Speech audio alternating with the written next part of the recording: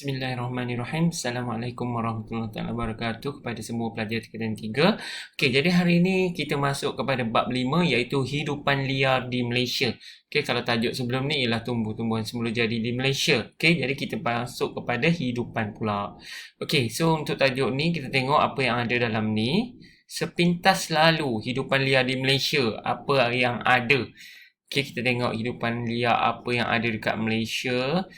Mungkin ada yang telah pupus ataupun yang hampir pupus atau yang masih lagi banyak. Okay. So yang kedua, kepentingan hidupan liar di Malaysia. Apa penting dia? Contohnya ada 3 kat sini. Keseimbangan ekosistem, okay, pelancongan dan pendidikan. Okay. Seterusnya yang ketiga, kegiatan manusia yang mengancam hidupan liar di Malaysia. Apa kegiatan? Contohnya kegiatan pembalakan, pembinaan ataupun lebuh raya. Okay. Selanjutnya usaha pemeliharaan dan pemuliharaan hidupan liar. Okey, apa usaha yang kerajaan buat? Contohnya undang-undang keping kesedaran, pusat konservasi dan taman negara, penyelidikan dan pembangunan, penilaian EIA. Apa EIA? Penting kita tengok, pendidikan alam sekitar, pewartaan hutan simpan.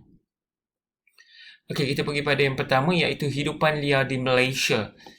Okey, ni pun awak pernah dengar istilah sains vertebrata dan invertebrata. Okey, yang ada tulang. Okey, yang tulang tu lah, yang ada tulang. Tengok ya, yang ada tulang belakang tu. Adalah dalam ni, dalam sains awak belajar. Okey. So, ni antara hidupan liar helang merah. Tengok, populasi tiada data temui hutan di teroka lokasi. Okay, helang merah, tapir, harimau Malaya, beruang matahari atau beruang madu. Ni antara hidupan liar penyu, dugong. Okey. Banyak lagi, enggang, badak Sumatera, monyet Belanda, orang utan, gajah, pygmy. Okey. Ni maksud vertebrata, kumpulan haiwan yang bertulang belakang. Tidak bertulang belakang tadi saya cakap. Omnivore, herbivore, carnivore ni semua awak tahu belajar sains. Okey, kita pergi pada yang kedua iaitu kepentingan hidupan liar di Malaysia. Apa kepentingan? Apa pentingnya haiwan-haiwan tadi kepada kehidupan kita lah kat Malaysia. Okey, yang pertama, keseimbangan ekosistem. Bukan kat Malaysia saja sebenarnya, kat satu dunia pun perlu. Okey, untuk keseimbangan ekosistem. Okey, ni pun sama, awak belajar dalam sains ada. Okey, mula-mula pengeluar, pengguna primer, pengguna sekunder, pengguna tertier. Okey, dalam sains ada. So, dari situlah dia macam ibarat kitaran lah. Okey, itu kita panggil keseimbangan ekosistem. Salah satu tak ada, memang tak akan lengkap lah ekosistem. Okey, seterusnya ekopelancongan. Okey, yang tadi untuk keseimbangan ekosistem, kepentingan hidupan liar juga untuk ekopelancongan. Sebab itulah kalau tempat-tempat binatang ni banyak jadi sebagai pusat pelancongan. Orang boleh pergi lawatan, okey, macam-macam lah. Ni ada aktiviti dia. Okey, pelancongan banyak aktiviti macam dekat hutan. Sampai ada haiwan, contoh kat taman negara kan. Dia boleh juga buat untuk kawasan rekreasi, okey, macam-macam lah. Merentah hutan menunggang gajah, melihat orang hutan, pusat konservasi hidupan liar. Kalau kita ni paling terdekat pusat konservasi tu gajah tu dekat Kuala Gandah. Okey, pusat konservasi dan penerangan penyu. Okey, konservasi tu apa? Ni lah pemeliharaan dan penjagaan hidupan liar secara sistematik bagi mutasi kepupusan. Tu maksud konservasi. Okey, tempat jagaan lah hidupan tadi. Okey, haiwan. Okey, seterusnya membuka peluang pekerjaan kepada penduduk tempatan. Yelah, bila dah buka aktiviti pelancongan kat situ, automatik mesti dia nak pekerja untuk urus. So, dalam masa yang sama mewujudkan peluang pekerjaan. Seterusnya, okey, untuk pendidikan juga. Okey, haiwan ni tujuan haiwan atau kepentingan untuk pendidikan, sebab orang boleh buat uji kaji, okay, macam-macam lah pendidikan berkaitan dengan hidupan liar tadi. Okey, contoh pendidikan dan pembangunan. Okey, contoh macam mana dia nak biarkan binatang tadi. Okey. Okey, yang ni contoh. Kalau yang haiwan sakit ada rawatan, contohnya veterina. Okey, kepentingan pendidikan. Banyaklah. Okay, seterusnya kita tengok. Yang ni untuk pendidikan yang tadi ya. Dia banyak sikit.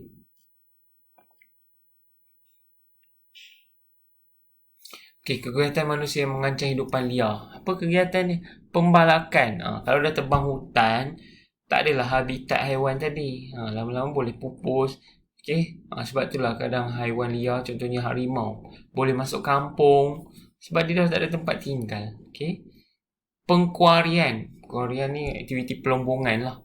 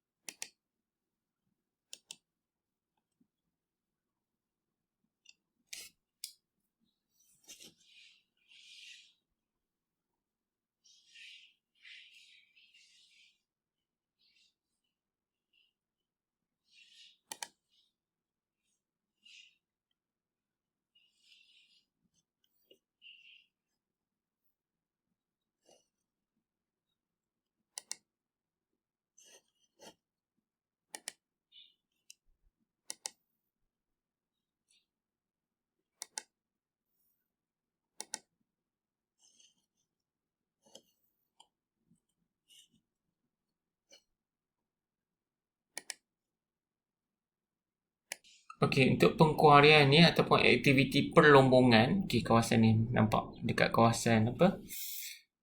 Batuan ni lah. Okey, ni untuk buat simen ni. Jadi dia dikorek lah kat sini jenis batuan. Okey. So aktiviti ni juga macam teroka sebab nak dapatkan ni hasil ni simen ni. Menyebabkan hutan habis juga. Okey, samalah macam tadi pembalakan. Pembinaan empangan pun sama. Bila nak buat empangan, mestilah kena tebang hutan. Bila tebang hutan, habis. Okey. Tempat tinggal haiwan tadi. Seterusnya untuk aktiviti pertanian. Okey, nak buat contohnya ladang kelapa sawit ke getah. Mesti kena tebang hutan. Takkan nak tanam sawit ke getah dekat kawasan hutan tadi. Mestilah kena clearkan dulu semua. Okey. So, habis musnah hutan. Seterusnya pengangkutan dan perhubungan nak buat jalan raya. Contoh sekarang dekat Rauk kan ada kan nak buat highway apa semua tu kan. Okey, jadi hutan pun kena tebang. Bila tebang tu lah sama juga. Okey, kemusnahan kawasan habitat haiwan tadi. Okey, usaha pemeliharaan dan pemuliharaan. Okey, so awak kena tahu dulu apa maksud pemeliharaan dan apa maksud pemuliharaan. Pemeliharaan, pelihara. Maksudnya benda tu belum rosak kita jaga. Pemeliharaan kita pulihkan balik. Benda tu mungkin dah rosak. Contohnya hutan dah ditebang, kita tanam balik. Pemeliharaan tu lebih kepada benda yang dah tak elok tapi kita pulihkan balik. Kita betulkan semula. Okey, so antara yang usaha kerajaan buat untuk pemeliharaan dan pemuliharaan hidupan liar di Malaysia, dia buat pasal undang-undang. Okey, contohnya Akta Kualiti Alam Sekeliling, Akta Perhutanan Negara, Akta Pemeliharaan Hidupan Liar. Akta ni dia buat, okey, dia buat sebab dia nak jaga, okey. Dia nak jaga kawasan hutan lah daripada diteroka oleh orang. Okey. So tengok sini ada kat taman laut tu apa.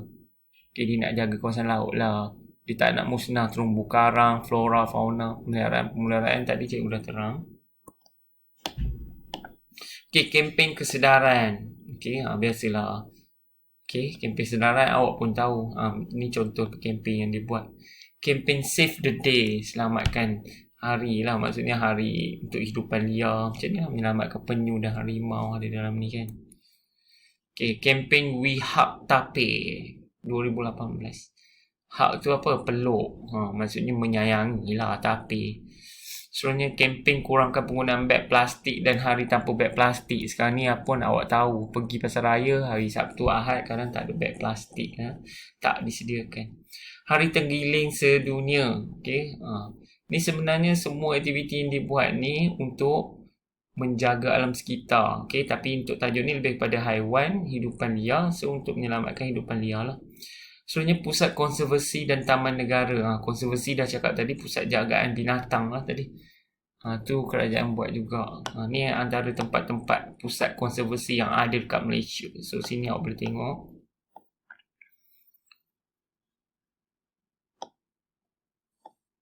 Okay, banyak tempat-tempat. Okay, selain daripada itu juga untuk penyelidikan dan pembangunan R&D, Research and Development. Okay, dalam bahasa Melayu penyelidikan dan pembangunan. Okay, tujuan dia ada dekat sini, awak boleh tengok, beri kesedaran, mengekalkan kehidupan liar. Okay, banyaklah dekat sini awak boleh tengok. Impak alam sekitar yang ni yang cakap EIA tu apa dia? Okay, dalam bahasa Inggeris dia ialah Environment Impact Assessment, atau dalam bahasa Melayu dia penilaian impak alam sekitar. Ni awak kena tahu dekat sini lah, awak kena hafal objektif EIA tu apa, perangan dalam EIA tu apa, contoh aktiviti memerlukan EIA. Okay, sini ada kat sini untuk fakta, boleh tengok lah. Pendidikan alam sekitar. Penting pendidikan alam sekitar, sebab tu awak belajar geografi.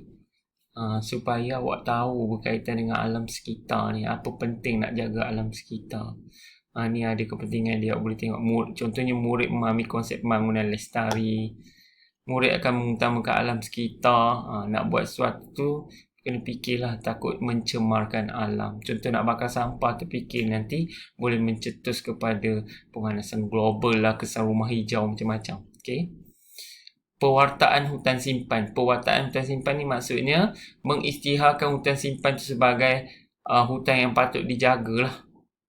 Okay, tak boleh teroka. Banyak je hutan simpan yang ada kat Malaysia ni. Cuma mungkin pernah pergi ataupun tak pernah pergi. Okay. Okey, jadi itu sahaja untuk tajuk bab ni. Bab ni tak susah pun, lebih pada hidupan liar. Okey.